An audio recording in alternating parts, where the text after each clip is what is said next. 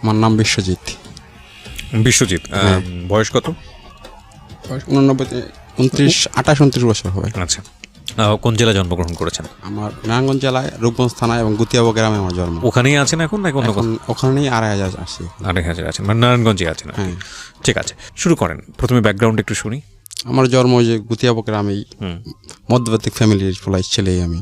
আমার বাবা একটা বেসরকারি জুট মিলে জব করতো। আচ্ছা, আপনার যেভাবে কথা বলেন আপনি বন্ধুদের সঙ্গে, এই যে পোলা বলতে গিয়ে ছেলে বললেন, এটা আপনার কারেকশন করার দরকার নেই। আপনি যেভাবে বন্ধুদের সাথে কথা বলেন প্রত্যেকটা ভাষাই আমার কাছে খুব প্রিয়, সুতরাং ওইভাবেই কথা বলতে পারেন, কোনো সমস্যা নেই। আচ্ছা, হ্যাঁ বলেন। গুতিয়াবো গ্রামে জন্ম, যখন আমাদের আর্থিক অবস্থা খুবই খারাপ। আর বাবা কি করতো? আমার বাবা বেসরকারি জুট মিলে থেকে চাকরি করতো। আচ্ছা আচ্ছা। তার স্যালারি খুব কম ছিল। আমার মা অনেকেই পরিশ্রম করতো আমাদের। কয় ভাই বোন ছিলেন? আমরা 3টা ভাই ছিলাম। আপনি বড় সবার? না, আমি মাঝারও, আমার ছোট আরেকজন আছে। আচ্ছা আচ্ছা। তারপর এই বেসরকারি স্কুলেই আমার ভর্তি হয়। কোনো মতোই ক্লাস 5 পর্যন্ত লেখাপড়া করি। জি। তখন আমার মার অসুস্থ হয়ে যায়। আমার মা আচ্ছা। অসুস্থ হওয়ার পরে আমার মাকে অনেক চিকিৎসা করা হয়। আমার বাবাই অনেক জায়গায় দৌড়াদৌড়ি করে নিয়ে, দৌড়াদৌড়ি করার পরে মানে কোনো তার রোগই ধরা পড়ে না। আচ্ছা। ধরা পড়ে না, অনেক করার পরে ঢাকা অনেকবার আনছে। ওরা বলছে কলেজ মেডিকেল থেকে অপারেশন করবে, তারপর অপারেশন করে নাই তারা। না করাতে ফেরত দিয়ে রিলিজ করে দিয়েছে। তারপর ওরা বললো ওখান থেকে মিরপুর হসপিটাল নিয়ে যেতে। আচ্ছা। হসপিটালে নিয়ে যাওয়ার পর হসপিটালে অপারেশনের ডেট দিল, অপারেশন করে না তারা, তারপর রিলিজ দিয়ে দিল। আমার মা অনেক দিন পরে 1 বছর 1.5 বছরের মতো অনেক ভুগছে। ভোগার পরে লাস্ট ফিনিশিংয়ে ডাক্তার নিয়ে আসলো, পরে বললো তার পায়খানা রাস্তার মধ্যে ব্লাড ক্যান্সার হয়েছে। তার কোনো আর বাঁচার কোনো আমাদের হাতের কোনো নেই গাছের বাইরে। আমি অনেক দিন বনাদি চিকিৎসা করলো, অনেক ডাক্তার দেখালো, ভালো হয়নি। অনেক দিন পড়ায় ভুগলো আমার মা। তারপর ক্লাস 5 পর্যন্ত লেখাপড়া করার পরে আমার মা মারা যায়। 6-এ ভর্তি হতে পারিনি আমি। আচ্ছা। তখন আমার বাবা আবার বিয়ে করে, মানে মারা যাওয়ার কিছুদিনের মধ্যে বিয়ে করে ফেলে? হ্যাঁ, এই 5-6 মাস যাওয়ার পরে বিয়ে করে। আচ্ছা আচ্ছা। বিয়ে করার পরেই আমরা যখন থাকতাম গুতিয়াবো গ্রামে, তখন বিয়ে করার 2-3 মাস পরেই আমার বাবাকে ওই জায়গাতে নিয়ে আমাদের বাড়িতে চলে আসবে, 2,500 চলে আসবে। পরে 2,500 আসার পর আমার মা বাড়ি আবার ওই যে গুতিয়াবো গ্রামেই। জি। তারা বলছে থাকি না। পরে আমার মা বাবা যেখানে, তখন কাজ কাম করি না, আমার বড় ভাই কাজ করে, আমার ছোট ভাই কাজ করি না। বাবা যেখানে যায় সেখানে চলে যাবো আমরা। আচ্ছা। বাবা নিয়ে আসলো 2,500 থাকলাম। তখন লেখাপড়ার স্কুলে ভর্তি করে নাই। অনেক দিনই পরে 5-6 মাস ঘুরলাম। তারপরে আমার বাবা অনেক সময় বিরক্ত হয়ে যায় আমার মার অশান্তিতে। মানে সৎ মায়ের? হ্যাঁ। কি অশান্তি করতো?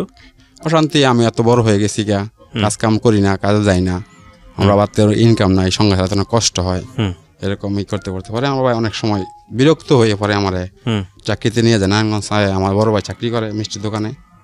তখন আমার বড় ভাইয়ের সাথে নিয়ে দিয়ে আসে আমাকে। আচ্ছা। দিয়ে আসলার পরে আমি আবার 2-3 দিন থেকে আবার চলে আসছি। আমি থাকি না, কান্নাকাটি করি। বড় ভাই আবার মারতে আমার নিয়ে আসলো 2,500 থেকে আবার 2-1 দিন নিলাম, আবার দিয়ে এরকম অশান্তি। পরে আমার সৎ মা একদিন 2-3 মাস যাওয়ার পরে বলে, তোর ভাত আমার ডেগো হবে না, আমার তোর ভাত ডেগো আমি রানতাম না, আমি যদি তোর ভাত রাঙি তোর ভাত দিব কুত্তারে খেতে দিব। এটা কে বলেছে? আমার সৎ মা আপনাকে বলেছে? হ্যাঁ। আচ্ছা। তোর ভাতরা আমি আর আমার ডেগে রানলো, কুত্তারে দিলাম, তোরা খাওয়াইতাম না। তখন পরে আমার বুয়া ছিল, আমার ঠাকুমা ছিল, ঠাকুমায় অনেক কান্নাকাটি করলো সবাই। পরে আবার আমার বাবার কথা শুই না, আমার আবার নারায়ণগঞ্জে নিয়ে আসলো মারতে। পরে আর নারায়ণগঞ্জে আমি চাকরিতে লেগে গেলাম। তখন এই কাজ করতেছি নারায়ণগঞ্জে। তখন আমার বড় ভাইয়ের সাথে আমি গ্লাস বয়ের ডিউটি করি, গ্লাস বয়ে চাকরি করি মিষ্টির দোকানে। চাকরি করতে পরে 5-6 মাস পর্যন্ত আমি বাড়িতে আর যাই না। তখন বেতন মতন দেয় না, আমি বাড়িতে যাই না। আমি রাগ করছি, বাড়িতে আর যাবো না।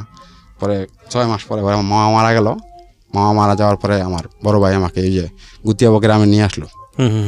মামা মারা যাওয়ার পরেও আমাকে নিয়ে আসলে আমার যে অনুষ্ঠান হয় সেই অনুষ্ঠানে নিয়ে আসছে। পরে আর আমি বাড়িতে যাই নাই, বাবা দেখতে যাই নাই। আমি আবার নারায়ণগঞ্জে চলে গেলাম চাকরিতে। পরে অন থেকে প্রায় 1 বছর পরে আবার আমি 2,500 গ্রামে আসি। আচ্ছা। আসার পরে আমার মা অনেক কিছু আদর মদর করে। তখন আমি আবার ঘরে যাই না, আরেক ঘরে থাকি, আরেক ঘরে খাওয়া দাওয়া করি। জি। যখন টাকা ইনকাম করতে পারি তখন আমার আদর করে এরপরে আমার বাবা অনেক কিছু বলে। পরে আমি আর আমার মার সাথে কথা বলি না, প্রায় অনেক দিন, প্রায় 2-3 বছর এরকম কথা বলি না। পরে আমার বাবার একদিন হঠাৎ করে একদিন একটা অসুখ হয়। তখন আমি নারায়ণগঞ্জ থেকে আবার আসা বাবারে 2-3 হাজার টাকা দিয়ে আবার চলে যাই। এরকমভাবেই চলতেছে আমার জীবন। তারপর ওখানে আপনি কিসের কাজ করতেন? একটা মিষ্টির দোকানে চাকরি করতাম আমি। আচ্ছা, মিষ্টির দোকানে কিসের কাজ ছিল? এই গ্লাস বয়ে পানি দিতাম বা প্লেট দিতাম প্রথম অবস্থায়। আচ্ছা আচ্ছা, ওকে, ঠিক আছে। হ্যাঁ। তারপর অনেক দিন হয়ে গেল যে একটু কাজ টাজ শিখলাম, পরোটা মোটা বানাতে শিখলাম, তখন আমার বেতন ধরা হইলো, 1200 টাকার মতো বেতন ধরা হইলো। তখন আমি মোটামুটি বাড়িতে যাই না, টাকা পয়সা দিই না, এরা চলতেছে পরে এরকমভাবে যাইতেছে আমার জীবন। ঠিক আছে, তো এক সময় পরে আবার হঠাৎ করে একদিন 2-3 বছর পরে চাকরি ছেড়া আর হাজার চলে আসি। আচ্ছা, চলে আসি এমনই বছর দিয়ে আবার এই ঘুরি গাড়ি কাম কাজ করি না, আমি বাড়িতে খাই না, আমার ঘরে খাই না, আরেক ঘরে খাই, এরকমভাবে যাইতেছে। পরে আবার 2-3 বছর পরে অনেক বকাবাজি করে, দেখে পরে এলাকা থেকে মানুষের খারাপ বলে। তারপরে আবার নারায়ণগঞ্জে চলে যাই। তখন পুরো এই মোটামুটি আবার এমন 2004-এর বন্যাতে, 2000-এর বন্যার পরে কী করি না, 2-3 মাস চাকরি করে আবার চলে আসি, এমনি ঘুরি গাড়ি খালি, কোনো টাকার কোনো আয় উন্নতি নেই, কামাই করি আইয়া যে কয়টা আনি খরচা করে আবার চলে যাই। আচ্ছা, কোনো আয় ব্যয় কিছুই নেই। তারপরে কিছুদিন পরে বাড়িতে আসলো, পরে আমার সৎ মা বাড়িতে থাকে না, চলে যায়। পরে খাইতে মাইতে কতদিন পরের বাড়িতে খাবো আসিয়া। আচ্ছা, পরে আমার বড় ভাইরে বলি, আপনি বিয়া করেন, বিয়া করলে আমরা তাই দুয়া খাইতে পারবো, রান্না বান্না দিলে। পরে অনেকদিন দেখা আমাকে পড়ার পরে আমার বড় ভাইকে আমি ওই দেখে আসি না বিয়ে মেয়ে ঠিক করলাম। ঠিক করার পরে বড় ভাইয়ের বিয়ে শাদী হইলো। হওয়ার পরে দেখি আমার বাইর বউ বদি এরকমই করে, আইসা বাইর খাইতে মাইতে পারি না, মানে সৎমাও যেরকম ভাইয়ের বউ সেরকমই এরকমই করে। লেখাপড়া তো হয়নি, ক্লাস 5 পর্যন্ত লেখাপড়া হয়েছিল, তারপর লেখাপড়া করিনি, এরকমই করে। নিজের টাকা পয়সা ভাঙ্গা বিয়ে শাদী করাইলাম, বাইরের বউ এরকমই করে। পরে কি করবো, পরে আবার এরকম চলে যাচ্ছি নারায়ণগঞ্জে, চাকরি মাকরি করি, এই ঘুরি গাড়ি আবার আবার কদিন থেকে চলে যাই, এরকমই চলতেছে আমার জীবন। তখন আবার এমন বাজে নেশা মাশা করি না, কিছু জুয়া টুয়া খেলি না, যা কামাই করি বন্ধু বান্ধব নিয়ে খরচ মরচ করে শেষ করে জায়গা। হঠাৎ করে পরে বড় ভাইয়ের বিয়ে করলাম, এরকম অবস্থায়। পরে বড় ভাই বললাম, কি ভাই তোর বিয়ে করালাম যে সুখের লেগে, সেই সুখ হইতেও নাই, আইসা দুয়া খাইতেও পারি না ভাই, চাকরি মাকরি করে কী অবস্থা। পরে বড় ভাই বলে, তুইও বিয়ে করলা তাহলে? আমি যদি আমার বিয়ে করলে তো মানুষকে বলবো কি আমারে, আমরা আছেন, আমরা যদি আমার বয়স সাথে বিয়ে করি করবো, আমার তো আর বয়স হয় নাই এখনো, আমি বিয়ের সাথে কী করবো। এরকম ওই ভাই ঝগড়াঝাড়ি অশান্তি চলতেই আছে। পরে আমার ছোটো ভাইরাও চাকরি মাকরি কিছু করে না, তারও লেখাপড়া হয় না, ছোটো ভাইয়ের লেখাপড়া হয়নি। তারপর এরকম চলতেছে। পরে আমি যে কোনোভাবে এমন করতেছি মরতেছি চলতেছে। আমি একটা আমার একটা পাশাপাশি এই রূপগঞ্জ থানার মধ্যে আমার একটু মেয়ের সাথে সম্পর্ক হয়। আচ্ছা, সম্পর্ক করার পরে পরে পরে আমার সম্পর্ক করি, আমার নিজের বিয়ে আমি নিজেই করি, কোড মিস করে বিয়ে করে ফেলেন মেয়েটাকে? হ্যাঁ, প্রায় 6 মাস বা 1 বছর যাওয়ার পরে আমি মেয়েটাকে বিয়ে করি। তাদের সম্পর্কের কথা আমি বলছিলাম বাড়িতে, পরে এরা সম্বন্ধ আসা যাওয়া করে, কিন্তু হয় না, আমার বাবা মা রাজি হয় না জায়গায় বিয়ে করাইবো আমার। আচ্ছা আচ্ছা, বাবা মা নয় তো, তখন তো বাবাও নাই মাও নাই? না, বাবা আছে, আমার বাবা আছে কিন্তু মা মারা গেছে। বাবা এখনো আছে। ও আচ্ছা আচ্ছা, আলহামদুলিল্লাহ। হ্যাঁ, তারপর পরে বাবা রাজি হয় না জায়গায় বিয়ে করাইবো না, বলে ওরা আমাদের ছোট জাত, মানে এরা শিল সম্প্রদায়, বিয়ে করাইবো না। তো আমার সম্পর্ক আছেই, সম্পর্ক চলতেছেই। পরে হঠাৎ করে আমি একদিন আমার নিজেই বিয়ে করে ফেলছি। আমি নারায়ণগঞ্জে কোঠে এসে বিয়ে করে ফেলছি। আচ্ছা, বাড়ি জানাই নাই বিয়ে যে করছি আমি, যাইতেছে। পরে অনেকদিন মানুষের আস্তে আস্তে শোনা গানা ওইকাছেই বিয়ে শাদী করে ফেলছি, মানুষে জানতেছে। পরে অনেক সময় অনেক কথা বলতেছে বাপ মারে। পরে যে সৎমা আছে, পরে এই সৎমাই আবার আমার বাবাকে বললা আবার একটা অনুষ্ঠানের সিস্টেম করলো। বিয়ে যখন করে হয়েছে, তো আর আমাদের সম্পদে তো হারানো যাবে না, এটা আনতেই হবে।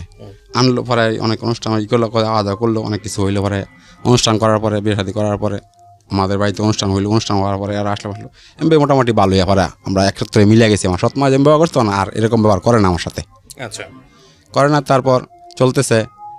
পরে এরকমই আবার সংসারে অশান্তি এবার একটা সৃষ্টি হয়ে গেছে। আমার মা গেছে, মা যায় বাপের বাড়ি, আমার বাইর বউ যায় বাপের বাড়িতে, আমার ওয়াইফ তো আমি যাইতে দিই না তার বাপের বাড়িতে। আমি তুমি গেলে গা বাড়ি দেখবো কেন, কেটা কাটবো, এরা না যাইতে টাকা, তুমিও যদি যাও গা, তাই একই অবস্থা চললো। তো এই বাড়িঘর ফাঁকাই থাকবো। আবার মাধবদীতে চাকরি জয়েন করি, মাধবদী চাকরি জয়েন করি। এই আমার চাচার দোকানে আমি চাকরি করি। তখন ওই জায়গা থেকে প্রতিদিন আইসা যা চাকরি করি। আচ্ছা, আসতে চাইছি। আচ্ছা, মোটামুটি আবার মিষ্টির কাজ শেখা হইলো। শেখাওয়ার পর মোটামুটি ভালো বেতন পাই, স্যালারি পাই আমি। পরে যা চলতেছে, এরা আসে আর যায় খালি, আমার বাইর বউ আমার মাও আসে আর যায়। তো সংসারে একা বউ, আমার বাড়িটা চকের মধ্যে করা হয়েছে, একা ছিলাম তখন। তখন একা বউ, সে বলে আমি থাকতে পারি না, একা ভয় লাগে। অনেক সময় আমার রাতের 2-3টা বাজে যায়, কাজ শেষ হয়ে যেতে, আসতে পারি না। এইরকমই চিল্লাচিল্লি করে, এনে তেন করে। পরে এইরকম চলতেছে। এরপরে আমার ওয়াইফও কয়েমকে হেরা গেলে তুমিও যাবে কাতালি। পরে আমার যে দোকান চাকরি করি, আমার যারা দোকানে জ্যাঠা আমি জেঠিরে বলি আমি কই দেখেন আমার বউর 1 লাখ কীভাবে থাকবো, পরে কয় তোর বউর এনে লইয়া পর। এরপরে মাধব দিতে চাচার বাসায় নিয়ে গেলাম, যে চাকরি করি চাচার বাসায় যে থাকলো কয়েকদিন, এই 1 সপ্তাহ থাকলো, থাকার পরে আবার চলে আসলো। পরে এই অবস্থায় পরে হঠাৎ করে একদিন আমার ওয়াইফ প্রেগনেন্ট থাকাকালীন পরে দিই বাসায় কেউ নাই। আচ্ছা, তারপর সে বাইরে গাড়ি আসে কীভাবে, তখন আমাদের ঘরে বাসায় আবার কারেন্ট নেই, আমাদের বাড়িতে কারেন্ট নেই, বাসার বাড়িতে কারেন্ট আছে, আমাদের বাড়িতে কারেন্ট নেই। পরে অনেক সময় অনেক কিছু ই করে কান্নাকাটি করার পরে আর কি পরে আমি এরকমই করে পরে আস্তে আস্তে পরে তুমি 27 মাস হলো তখন তাদের বাবার বাড়িতে চলে গেল। যাওয়ার পরে আমার ছেলে হয় একটা, ছেলে হওয়ার পরে আমার বাবা মাকে বলি, করার পরে তারা যায় দেখে আমাকে অনুষ্ঠান করে। আচ্ছা, তারপরে আবার আসলাম, আসার পরে হঠাৎ করে একদিন ঝগড়া, পরে আমি একটা আমাদের পাশেই বাড়ির পাশে একটা দোকান নেওয়ার চিন্তা ভাবনা করলাম, বাজাপুরি সিঙ্গারা বাজা বিক্রি করবো। আচ্ছা, পরে এটা নিলাম আজকে, কালকেই আমার সৎমা বলে তুই ভিন্ন খা, আমরা একানো আর খেতে পারবো না। আচ্ছা, ভিন্ন খেতে বলে? হ্যাঁ। পরে আমি ভিন্ন খামো, আমার তো একটা ডেস্কে কিছুই নেই, আমি কীভাবে ভিন্ন খামো হঠাৎ করে? রাইট। তো বললো কয় যা আসা টুকটাক আমার গচ্ছ দিলাম, আমি ভাবছি আস্তে আস্তে কিনা লইবি, কিনা লইয়া পরে সংসার করবি। আমি কই কি সম্ভব, একটা দোকান নিলাম আমি, হঠাৎ করে আমাকে ভিন্ন করে দিবা? তা আমি ব্যবসাটা কাজ কামড় বাড়িতে করে দেওয়া লাগবো, ডাইল বাড়িটা দিলে দেওয়া লাগবো, ভিন্ন করে দিয়েছে, এটা কি সম্ভব? মানুষ কি বলবো এটা? পরে না, পরে আমাকে ভিন্ন করে দিলই এখন খাইতে পারবো না। আচ্ছা, পরে ছোট্ট একটা রুমে আমি থাকি, একদম ছোট্ট রুমে ভিন্ন করা দেওয়ার পরে কী হবে কেমন, এরপরে দিই আমার ওয়াইফ একা কাজ কাম করে দিতে পারে না, পরে আবার হঠাৎ করে 2-3 মাস দোকানটা চালায় ছেড়ে দিলাম দোকানটা আবার। আচ্ছা, ছেড়ে দেওয়ার পরে আবার চাকরি করি, তখন চাকরি করি আবার 2,500-এ, আমাদের বাড়ি থেকেই 1 কিলো ফাঁকে চাকরি করতেছি, যাইতেছি। পরে যার সাথে চাকরি করতাম, আমার মালিকের এক বাসি যে আমার সাথে কাজ করতো, ওকে, সে আবার ওই যে আগের থেকেই নেশা করে, সে হিরোইন আগে ব্যবহার করতো, হিরোইন নিত। তখন এটা আমি দেখি না এবং জানি না, তখন আমি সিগারেটও খাই না, পরে পরে আস্তে আস্তে তাদের সাথে থাকতে সিগারেট খাওয়া শিখে খেলাম। আচ্ছা, শিখার পরে সে হিরোইন খায়, আমি পরে দিই। হিরোইন খাইলে আমাদের কাজের সমস্যা হয়, সে কাজ করতে গেলে উল্টাপাল্টা হয়ে যায়, নষ্ট হয়ে যায়, তখন মালিক বকাবাজা করে আমাদের। বকাবাজা করার পরে আমি বললাম, আমাকে দাদা এগুলি খাইন না, পরে এই জিনিস ব্যবহার করেন প্রয়োজনে, ইয়াবা ব্যবহার করার প্রয়োজনে, হিরোইনের থেকে ভালো ইয়াবা। কে বলতেছে? আমি বলতেছি। যখন পারেনি না, আমরা হিরোইন খেলতে আমার সমস্যা হয়ে যায়, আমার শরীর কাঁপে পরে চলে যান, অনেক কাজের সমস্যা হয়ে যায়। পরে সে হঠাৎ করে এই ইয়াবা ব্যবহার করতেছে অনেকদিন করতেছে। পরে আমাদের পাশেই আবার এটা বিক্রি করে, হঠাৎ করে আমাকে টাকা দিয়ে বলে কয় তোর বাড়িতে আসার সময় এটা নিয়ে আইস। আচ্ছা, পরে আমি কই পারবো না, কয় তোর বন্ধু মানুষ বিক্রি করে, তুই পারবি না, কত হইলে একটা। কয়েকদিন করার পরে একদিন হঠাৎ করে লয়ে গেলাম আবার, এমন পড়ায় দিনে আমার দিয়ে নেওয়ায়। আমি তখন আর খাই না, এটা খালি দেখি ওই অনেকদিন যাওয়ার পরে সে আমাকে পরে হঠাৎ করে একদিন আমি ইচ্ছা করি দাদা একটা টান দেবো, পরে এমন ওই ভাগদা বাঁকা টান দিয়ে দিতে, পরে দিয়ে আমি ওইটার মধ্যে জড়িত হয়ে গেলাম। আচ্ছা, তখন 500 টাকা 550 টাকা প্রতিদিন রোজ পাই, আমি যদি একটা ইয়াবা খেয়ে সংসার চলে না, অনেক টাফ ব্যাপার হয়ে যায় সংসার চালাইতে। চেয়েছে পরে এমনই চলতেছে। কি করে আপনি তখন ইয়াবা খাইতেন? ইয়াবা ওই যে আমি নিজে আমার মালিকের ইনকাম কি করতেন, কিভাবে কিনতেন, কিভাবে খাইতেন? এই জিনিস ওই যে আমাদের পাশেই, আমাদের বাড়ির পাশেই বিক্রি করে, আমারই একসাথে খেলে দিলি তো খেলাধুলা করি, সেই বিক্রি করে। আচ্ছা, সে আবার জানে আমাদের বাড়ির পাশে বিক্রি করে এটা। আচ্ছা, পরে এটা দিয়ে আমাদের নেওয়ার পরে এমন প্রতিদিন নেওয়া গেছে, একটা দিতে বলে আমি দেই না প্রথম। তারপর হঠাৎ করে আমি একদিন এমন টান দিকে ধ্যান দিয়ে একটা টান দিয়ে কেমন লাগে দেখি, পরে এমন হঠাৎ করে পড়ার সময় টান দিই পরে 2-3 মাস যাওয়ার পরে একদিন হঠাৎ করে দিই, পরে আমারই মন চায় নিজের টাকা কিনা খাইতে। পরে 500 টাকা 550 টাকা প্রতিদিন বেতন পাই, এনতে যদি একটা ইয়াবা খেয়ে 300 টাকা দিয়ে তাহলে আমার 200 টাকা থাকে। আচ্ছা, তখন আমার সংসার চলবো কি, অনেকটা অনেক কষ্ট হয়ে যায়। আমার ছেলের দুধ নিবো কি হবে, সংসার চলবো কি হবে, আমি খাবো কি হবে, মনে চলতেছে এর সাথে শিখে গেলাম পুরাই খাওয়া। আচ্ছা, পরে আজকে একটা খাই, কালকে 2টা খাই, এরকম করতে করতে আমার সংসার শুধু অশান্তির সৃষ্টি। সংসার নিজে চাল ডাল নিতে পারি না অনেক সময়। আমার ওয়াইফ বকাবাজি করে, কি করে বকাবাজি করে, আমার তো আমি তো খাইই ফেলাই, ওয়াইফ তো জানা না আমি যে এগুলি করি, পরে জানা না, পরে করতেছি অনেকদিন পরে এইগুলি চলতেছে। পরে হঠাৎ করে পরে আমি চাকরি হঠাৎ করে আবার ছেড়ে দিই, চাকরি ছেড়ে দিয়া আমার ওয়াইফের সাথে কাজে ঝগড়া হওয়ার পরে অনেক ওয়াইফরে মার দেওয়ার পরে সে তার বাপের বাড়িতে চলে যায়। চলে যাওয়ার পরে 15-20 দিন যাওয়ার পরে আসে না। পরে আবার আমি এদের বাড়িতে হাইদাই গেলাম। যাওয়ার পরে আমি বললাম, কই তুমি টাকা কি করো? তুমি 500-550 টাকা প্রতিদিন বেতন পাও, আমরা 2 জন মানুষ খাওয়াইয়া 200 টাকা 200-300 টাকা হইলে আমরা অনেক ভালো হাইফাই খাওয়া খেতে পারি, তাহলে তুমি টাকা কি করো? পরে আমি কই টাকা খরচপাতি করে টাকা এরকমভাবে বলি। হঠাৎ করে জানে সে আবার আমি যে টিকিট খেলার জুয়া খেলি। আচ্ছা, খেলিও আবার করি, নেশাও করি তার সাথে। ওকে, চলতেছে এরকম দিন দেখে পরে অনেক দিন যেতে যেতে অনেক দিন হয়ে গেল। পরে এরকমই চলে, আমাকে আর করতে পারে না। অনেকবারই আমার বাড়িতে অনেক সময় অনেক চাপ সৃষ্টি করলো আমার উপরে। তারা আমি আমার যে খাই এটা ধরতে পারে না, জুয়া টুয়া যে খেলি সেটা ধরতে পারতেছে। আমি যে টাকা পয়সা খরচ করলে কয় ওই যে সারাদিন কাজ করে, সন্ধ্যাবেলা আইসে ওই যে দোকানে বসে টিকিট খেলে টাকা এড়ায়, ইয়াবা যে খাই সেটা জানে না তারা। আচ্ছা, পরে যেতে যেতে পরে হঠাৎ করে আবার যখন আমার ছেলের আস্তে আস্তে বড় হয়ে গেছে, পরে ছেলের স্কুলে ভর্তি করতে হবে, আমার ওয়াইফ বলে স্কুলে ভর্তি হতে হবে। পরে আমি কই আমার টাকা পয়সা এবারে তাই ওয়াইফ এই যে কোনো কৌশল আবার ওয়াইফ টিউশনি চালু করে, এই পাশাপাশি টিউশনি করে। তখন সেটা তার ইনকাম হয়, কিন্তু আমার যে ইনকাম হয় আমি জুয়া খেললে বা নেশাবানি করে একটা উড়াই দিই, আমার তো টাকা থাকেই না। বলতেছে পরে আমার ছেলেরে 3 টাকা নিয়ে স্কুলে ভর্তি করলো, আমাদের পাশেই নার্সারিতে ভর্তি করলো। ভর্তি করার পরে চলতেছে, আমার ছেলের মাথার ব্রেনটা ভালো, সে পরীক্ষা টরীক্ষা দিয়ে প্রথম এই প্লে থেকে নার্সারি প্রথম স্থান অধিকার করেই সে পাশ করে প্রথম স্থান অধিকার করেই নার্সারিতে ওঠে, প্লে থেকে নার্সারিতে ওঠে। পরে বলতেছে এরকম। পরে আমি একদিন হঠাৎ করে বললাম, আমি আমার একটা ব্যবসা দিয়ে দাও, টাকা পয়সা দেওয়া আমার আবার বাউ করে। আমার বলে কইতে আমি টাকা দেবো, আমাদের টাকা কইতে টাকা থাকলে তুমি কামাই করো, তোমার থাকতেই পারে। পরে আমি বললাম আমার একটা এনজিও থেকে একটা ঋণ লই আমরা।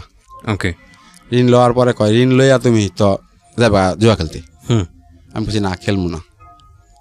হঠাৎ করে আনছে, ওই টাকা উঠাই দিছে। উঠানোর পরে প্রথম 15,000 টাকা উঠাইছি আমার থেকে। আবার ওই যে জুয়া খেলে ঋণ হয়েছি, 15,000 টাকা উঠানোর পরে আমার ওয়াইফটা পাড়াই দিলাম, টাকা আমি রেখে দিলাম। ওই আমাদের টাকা পয়সা কেউ পানা, ওই যে জুয়াটা খেললাম, পানা টানা আছে, আমার টাকা আর বাইক নিয়ে আসতে পারি না, 15,000 হ্যাঁ শেষ। আচ্ছা, পরে রাত্রে আসলাম, পরে ওয়াইফ বললো টাকা কই? আমি কই টাকা কেন দিছি, মিথ্যা কথা বলি, টাকা কেন দিছি। দেওয়ার বলে কয়টা কথা হইলেও তুমি টাকা দিছো, তুমি কইছো ব্যবসা দিবা, টাকা দিছো, তুমি তো জুয়া খেলে টাকা পয়সা হারাইছো। সে একটা করলো আমাকে। পরে হয় এমন 4 দিন যায়, আমার টাকা বাই করি না, এরকম একটা ঝগড়া সৃষ্টি হয়। বললে তুমি ব্যবসা দিবা, টাকা উঠাই দিলাম। পরে আস্তে আস্তে কিস্তি মিস্তি আবার আমি দিই, তোমার কিস্তি দেওয়া লাগবো না, আমি কিস্তি দিব, আমি যখন খরচ করে টাকা কিস্তি দিব। এটা তো কোনো কথা না, তুমি টাকা উঠেছো ব্যবসা করবে একটা, তুমি কি জুয়া খেললে টাকা হারাইছো, এখন যুক্তি এলো এমনই ঝগড়াঝাটি হয়। পরে এরকম ঝগড়া চলতেছে, চলার পরে আমি কাজ কাম করি না, আবার নেশার জগতে জড়িত হয়ে গেছি, জুয়া টুয়া খেলি। পরে অনেকটা আবার আশেপাশে ঋণ হয়ে গেলাম, 50,000 টাকা ঋণ হয়ে গেলাম। আচ্ছা, পরে হঠাৎ করে পরে আমার যাই হোক টিরা কাটাইলো। পরে কইল তুমি নেশা মাশা এই জুয়াটা খেলো না। ঠিক আছে, খেলবো না। পরে 1-1.5 বছরে আবার এই চাকরি কইরা পরে 600-700 টাকা বেতন পাই, আস্তে আস্তে বাড়তে তখন আর জুয়া খেলি না, টাকা দিতেছি, তখন ইয়াবাও খাই না। কতদিন, অনেকদিন বদ্ধ ছিল। আচ্ছা, ঋণ টিন দেওয়ার পরে আবার এরকম হঠাৎ করে বললাম, এইভাবে একটা আমার ঋণ উঠাই দাও, আমি ঠিকই একটা ব্যবসা করবো। তারপরে আমার 30,000 টাকা ঋণ উঠাই দেয়। 30,000 টাকা ঋণ উঠা দেওয়ার পরে 30,000 টাকা কিছু মাল সামানা কিনলাম, এই কড়াই টড়াই আনলাম। কড়াই আনার পরে আমার একটা ফ্রিজও লাগবে, ফ্রিজ ছাড়া ব্যবসা হবে না আমার। আচ্ছা, বৃষ্টি মাঝে ফ্রিজ লাগবেই, ফ্রিজ ছাড়া ব্যবসা হবে না। তখন আর দোকান নেই, আমার বাড়িতেই কারখানা একটা তৈরি করলাম। আচ্ছা, এই কড়াই টড়াই কিনে আই না তৈরি করলাম, একটা ফ্রিজ আনলাম। ফ্রিজ আনার পরে আমার থেকে 3-3.5 টাকা আছেই, দুধ কিনবো কি দা আর চিনি কিনবো কি দা, আমি একটা কষ্টের মধ্যে ফেলে গেলাম। তাই হোক পরে আমার 2-1 হেল্প করে চিনি টিনি বাকি দিয়েছে, 2 নগদ টাকা কিনছি। কেনার পরে আমি একটা ব্যবসা বাণিজ্য করলাম, মোটামুটি আমার ভালো মাল তৈরি করলাম, আজকে বানাইলাম, বললাম এরকম দোকানে, হ্যাঁ আমার তো কিনে নিয়ে মিষ্টি বেচবো। আচ্ছা, পরে বানাইলাম পরে প্রতিদিন মোটামুটি ভালোই ছেল, আজকে যা বানাই কালকে সব বিক্রি হয়ে যায়, বাড়ি থেকে এসে নিয়ে যায়, আমার নিয়ে ধারা দোকানে বেচে। পরে অনেক দিন চলতে মোটামুটি ভালো আমার সেল হয়ে গেছে। আস্তে আস্তে আমার কাছে টাকা অনেকই মোটামুটি আসতেছে। তখন আবার আমি জুয়া খেলি না, নেশাও করি না, সব ছেড়ে দিছি, একদম ভালো প্রসেসের। পরে আমার ওয়াইফ আমার সাথে পরিশ্রম করতেছে। পরে আবার একটা আমি কারিগর নিলাম, আমার মতো টাকা লোক নিলাম, আমার পরে কাজকর্ম করতেছে। প্রায় 5-6 মাসের ভিতরে মোটামুটি আমি ভালো ক্যাশ ক্যাপিটাল 2-3 লাখ টাকা ক্যাশ হয়ে গেছে আমার হাতে। জুয়া টুয়া খেলি না। পরে আমি ব্যাংকে অ্যাকাউন্ট খুললাম, অ্যাকাউন্ট করার পরে ব্যাংকে রাখলাম।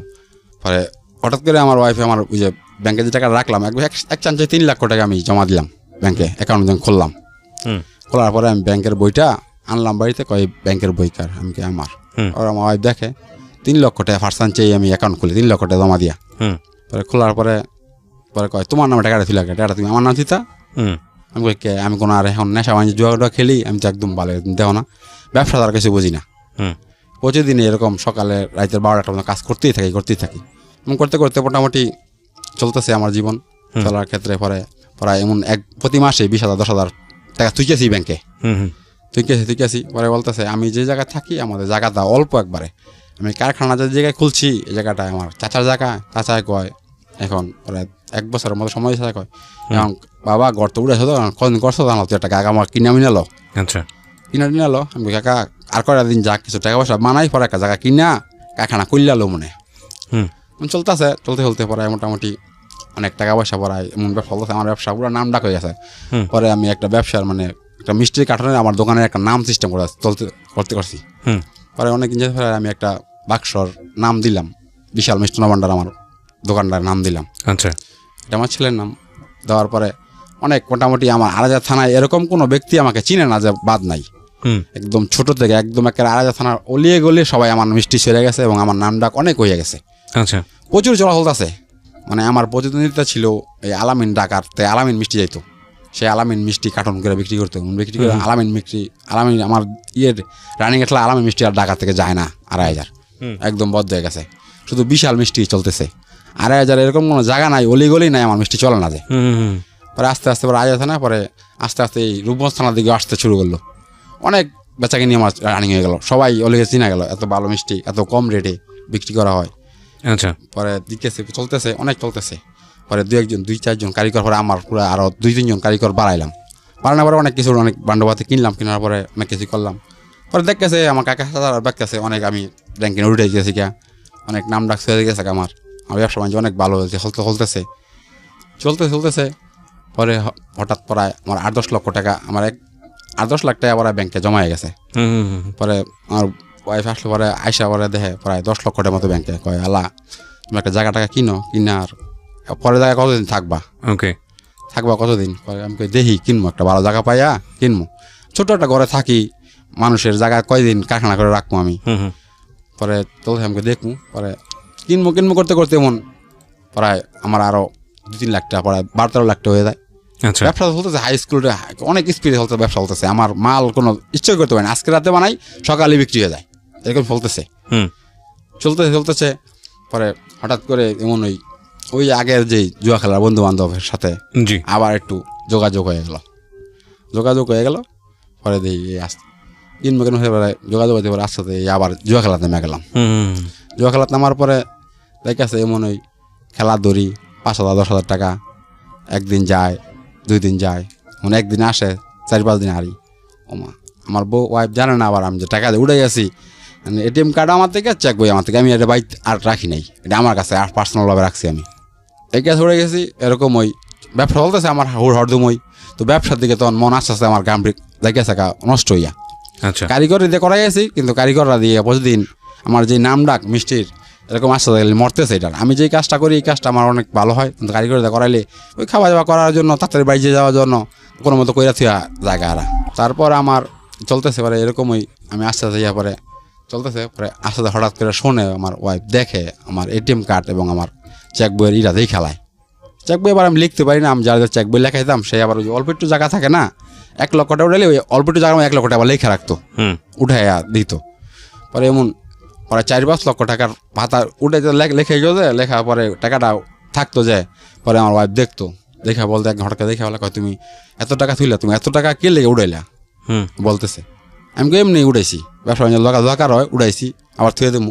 আর ওয়াইফ কয় তুমি 5-6 লাখ টাকা উড়াইছো, দেখা গেছে চেক বইয়ের মধ্যে, তুমি এত টাকা কই থুয়ে দিবা? আবার আমার ওয়াইফ বলতেছে আমি কই থুয়ে দেবো মানে আমি আছে টাকা একজন দিছি, এরকম মিথ্যা কথা বলতেছি। কিন্তু আসলে যে আমি যে সঙ্গে জুয়া খেলা আবার ধরে ফেলছি, এরকম চলতেছে। জুয়া খেলা চলতেছে, চলার পরে এমন একদিন যেতে 8 দিনই হারি, হারতে পরে একদিন হঠাৎ করে যেমন আজকে তো হারতেন, তারপর খেলতেন কেন? খেলতাম ওই টাকার লোভে লোভে যে যদি আসে যদি এরকম চলতেছে। আসে পরে দেখি এরকম চলতেছে, পরে এমন যাই আর আসে, এমন একদিন আসে 4 দিন যায়, এরকম লোভে পড়তে ব্যবসা চলতেছে, টুকটাক ব্যবসা করতেছে। আর আমি ব্যবসার দিকে মন না, আগে যে পরিশ্রমটা করতাম সকাল 8টা 12টা পর্যন্ত পরিশ্রম করতাম, সেই পরিশ্রম আর আমি করি না। আমার ওয়াইফ দেখে, কয় সারাদিন পরে বুঝতে পারে আমি জুয়া খেলায় পুরো লিপ্ত হয়ে গেছি। পরে টিকিট খেলা জুয়া খেলে তারপরে আবার তাস খেলা ধরলাম, তাস খেলতে যেতাম বন্ধু বান্ধবের সাথে। আচ্ছা, কাজ কাম ফালাইতে তাস খেলতে যেতাম। কারিগররা কোনো মতো করলে করছে, না করলে নাই। এমন মাল নষ্ট হয়েছে কতদিন এমন চলতেছে আমার দিনকে দিন। মিষ্টির আবার নাম ডাকা আছে না, মিষ্টি দরকার প্রতিদিন 200 কেজি, জন্ম দিতে পারি 100 কেজি, এরকম হয়েছে। তারা দেখেছে আমি ব্যবসা বাণিজ্যের মনই দিই না, আমি চলতেছি মন্দিমুখী। মানে আমার টেনশন হলো যে আমার 8-10 লক্ষ টাকা 12 লক্ষ টাকা আমি জমাইলাম, টাকা কিনবো, সেই জায়গাতে আমার টাকা খালি কমতেছে, আস্তে আস্তে বাড়ে না টাকা, টাকা বাড়বো সে জায়গায় বাড়ে না, কমতেছে। তারপর দিই এরকমই চলতেছে। আমার ওয়াইফ অনেকেই আমার সাথে রাগারাগি করতেছে। করার পরে একদিন পরে আমার ছোটো ভাই আমার সাথে চাপ সৃষ্টি করার পরে আমার ওয়াইফ ঝগড়া লাগলো এই টাকা পয়সা লইয়া। আমার ওয়াইফকে অনেক মারতে তার একেবারে পানিতে ফেলাই ফেলেছি। অনেক সময় কথা বলতেছে, তারও তো পড়া নিয়ে আসছে, তোর টাকা আমার যেমন উঠে কী করলো, সেটা তো আমার সাথে পরিশ্রম করছে। মার দেওয়ার পরে আমার ওয়াইফ চলে গেছে তার বাপের বাড়িতে আমার ছেলের নিয়ে। পরে আমিও যাই না আনতে, পড়া 3-4 মাস হয়ে গেছে। আমি কাজ কাম করি, পরে দিই অনেক রাইন্দা বাইরা কারিগরে খাওয়াবো না আমি খামো, যাইকাছে। পরে ওয়াইফ 3-4 মাস পরে আবার আমার ওয়াইফ আসলো, ইচ্ছা করি আসছে, দেখতেছে এই অবস্থা। আসার পরে আমার সুমন দিয়ে নিয়ে আসছিল, নিয়ে আসার সুমন দিল না, বকাবাজি করলাম। আমি কই আপনার বোন আমি লেদাঙ্কা, আমার লাগতো না আপনার বোন, আমি যা করি আপনার বোনের খাওয়ান দরকার খাওয়ান, আমি জিজ্ঞাসি পড়ান দরকার পড়ান দিয়েছে। আমার বোনের কেউ তেলে দাম লাগেছে, খাওয়ান টাউন আমি আনতাছি। পরে সুমন দিয়ে বলতেছে, কয় এইটা তোর কথা না, তুমি যে এত টাকা পয়সা কামাই গেছো, টাকা পয়সা কই যাইতেছে গা, আমার বোনের তো এরা বুঝতেছে, তোমার বালার লেগে বলতেছে, তুমি যদি এরকম করো চলবো। পরে আমার সুমন দিয়ে আমি বকাবাজি অনেক করলাম। সুমন দিয়ে আমার ওয়াইফটা রাইখা সুমন দিয়ে রাতেই চলে যাওয়ার পরে আমার ওয়াইফটা আমার ঘরে জায়গা দিই না। পরে আমার ছেলেও কান্নাকাটি করতেছে, পরে আমি ছেলের আমার সাথে রাখছি কতক্ষণ, পরে ছেলে থাকে না, ছেলে মার সাথে চলে যায়, মারানো যাবো। আমার ওয়াইফ বাইরে বই রয়েছে পরে একদের 12টা-1টা বাজে, পরে আরেক ঘরে গিয়া আমি আর জায়গা দিই না আমার ওয়াইফরে, জায়গা দিই না। 12টা-1টা বাজে পরের দিন গড়াইছে, পরের দিন আবার ইচ্ছা মতো মারছি, মার দিছি খালি। আচ্ছা, মার দিছি। পরে অনেক কান্নাকাটি করে পরে আরেক ঘরে 2 দিন রইলো। পরে থাকতে পরে ছেলের ডাক খুঁজে করে মায়াডে আবার আসলো। আসার পরে আমার ওয়াইফের কথা বলতেছি, আবার আমাদের মিল হয়ে গেল, আগের দিন চলতেছে। চলার পরে আমার ওয়াইফ দিকে আসলে দিকে আছে, কয় তুমি যে টাকা এত পরিশ্রম করো, টাকা পয়সা জমাও, কারণ দেখছোই তো, কারণ এই যে আজকাল যদি তোমার কিছু হয়ে যায় তা আমার কি, তুমি দেখছোই, তুমি আমার সম্পর্ক করে বিয়ে করছো, আমার তো আর কেউ দেখতো না তোমার বাড়িতে, তুমি যদি মরে কিছু হয়ে থাকা তাহলে আমার একেবারে 4 কোটি গোল, আমার এই বাড়ি থার জায়গাও নাই, বাই করে দিও, আমার ছেলে আমি কই যাবো, বুঝাই আছে আমারে। তো আমি আমার ওয়াইফের সাথে বলতেছি ভালো হয়ে যাবো, কিছু করতাম না। তারপরে দিই আমার ওয়াইফ আসতে মানে দেখে আমি খেলি, জুয়া খেলেই যাচ্ছে। হ্যাঁ খেলতেছি, ব্যবসা দিয়ে কোনো মনই নেই। পরে অনেক পার্টি মটি আমার বাড়িতে আসে, মিষ্টি মাল পায় না। ঈদের মধ্যে অনেক মিষ্টি বেচাকিনি হয় ঈদের মধ্যে বা পয়লা বৈশাখে। মানে আপনি মিষ্টি বানানোর দিকে মন নাই? হ্যাঁ, মন নেই। ওই কারিগররা কোনো মতো করলে করে, না করলে নাই, নষ্ট করে। পরে আমার ওয়াইফ বলে, তুমি নাই, কারিগররা অনেক কিছু নষ্ট করে, হয় খেলা নিয়ে যায়, তোমারই লস হয়ে গেছে, কয় তুমি এই জুয়া টুয়া খেলা ছাইরা দিয়া তুমি না ব্যবসার দিকে মন বো, দেখো অল্প কয়দিনে তুমি 8-10 লক্ষ টাকার মালিক হয়ে গেছো। এই জুয়া খেলা তোমার জীবনে কিছু হইব না, শুধু ধ্বংসের পতনই হইব, তুমি এই জুয়া খেলা ছেড়া দাও।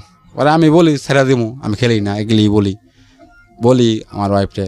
পরে আমি আগে চলে এমন তো জুয়া খেলতেছি। পরে আবার এই আস্তে আস্তে আবার এই আমি ইয়াবার দিকে জড়িত হয়ে যাই। ইয়াবা নিজেই তখন কিনা খাওয়া শুরু করি, 4-5 টাকা কিনা প্রতিদিনই খাই, এক জঙ্গলে গিয়ে বসে খাই নিজেই। হ্যাঁ, নিজেই খেতে পারি না, তারপরও শিখে খাইতেছি। খাইয়া জঙ্গা পুরাপুরি এটার একদম একেবারে শিখে ফেলাইলাম। তখন ওই যে জুয়া খেলা টিভিতে খেলা ধরছি, বা ইন্ডিয়া বা পাকিস্তানি এর লগে খেলা ধরছি, এন্দা দেখি আমার দল আটতাছে, ও মা আমি ইয়াবা কিনা একটা জবের মধ্যে গিয়া ইয়াবা খাইতে আসি, আর চলতেছে। আমার মন টন একদম নষ্ট হয়ে গেছে। কি আর ব্যবসা বাণিজ্য, আইয়া বাড়িতে কাজ কাম করি না, রাইতের রাত জায়গা থাকি। আমার ওয়াইফ আমার সাথে অনেক বকাবাজি করে, কয় তুমি জায়গা থাকো কীভাবে রাইতের রাত, এটা কীভাবে সম্ভব? আচ্ছা, তুমি সারাদিন ঠিক আছে, ক্লান্ত শরীর লাগে, তুমি মাসের মাস দিনের দিন জায়গা থাকো রাতে, ব্যাপারটা কি? দিনে সকালে 1-2 ঘন্টা ঘুমাইলে ঘুমাও, আবার উঠা যাও গা।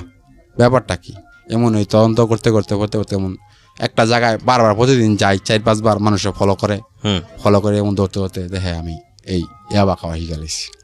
আচ্ছা, ইয়াবা খাইয়াছি, পরে এক পলকে পরে যেমন খাইয়াছি আমি, আমার আর বদ্ধই করতে পারে না, আমার বাবা অবদ্ধ করতে না, বাইরেরা কেউ বদ্ধ করতে পারে না। খাইতেছি, পরে কই আছে, কয় তুই যখন খাস ওই বাইরে গিয়া কি দরকার, তুই বাড়িতে বই খা, আমাদের মান সম্মান তো আছে। মানুষে যে কয় এই ইয়াবা খাস, তুই জঙ্গলে বইয়া বলে বইয়া, মানুষ যে জায়গায় যাইতো না, জীবন মরে গেল, তুই এই জায়গায় বইসা রাত নাই দিন নাই ইয়াবা খাস। জোপ জঙ্গল জোক টোক অনেক কিছু জায়গার মধ্যে আছে, শিয়াল টিয়াল, তুই এই জায়গায় বইসা খাস ইয়াবা, রাতের 12টা 1টা নাই। পরে আস্তে আস্তে যেমন চলতেছে, পরে তুই বাইত বই খা, খাবি যখন বাইত বই খা, বাইরে খাওয়া দরকার নেই। এরকম ওই বাইত বই খাইতেছি, চলতেছে। আর আমার জুয়া খেলা চলতেছি, জুয়া খেলি আমি, জুয়া খেলতেছি, পরে চলতেছে এরকম দিন, প্রতিদিন জুয়া খেলি।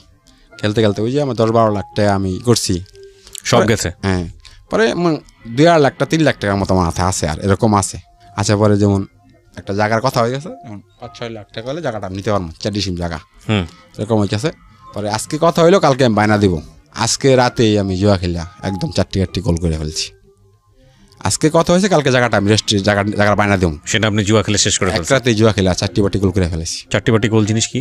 একদম টাকা 1 টাকাও নাই।